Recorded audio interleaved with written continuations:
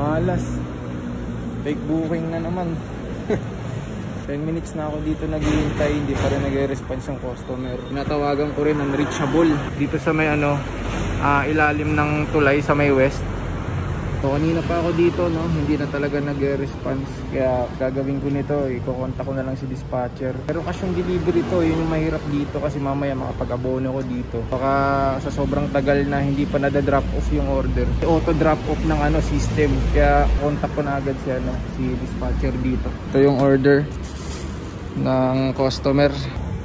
Hindi pa rin talaga nawawala yung mga taong nanditrip talaga. Balik na tayo sa Jollibee para i-return yung order.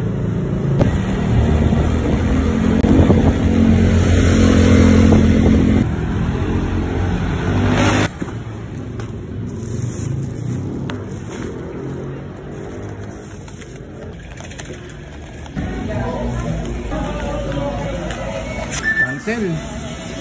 Fake booking. Kumakontak. Picture na lang ako, ma'am. Wala pa yung celebration. Okay na po, thank you.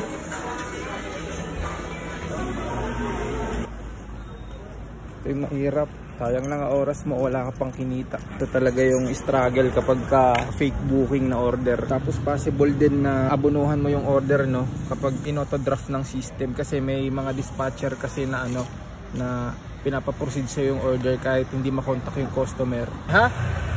Ha? Nakanselan nga ako eh. Fake booking. Ha? Oh, ito si Perry, oh. Batak to. Ako. Nakarami ka na? Wala pa.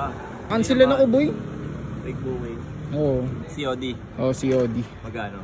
Nasa 400 plus din eh. Ay, tanga na, masakit ang bulsa yan. Parang may nabibenta yun. Oo nga eh.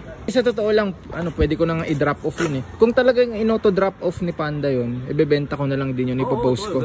Tapos, ang ginagawa ko na lang, binibigyan ko na lang ng discount tapos free delivery na.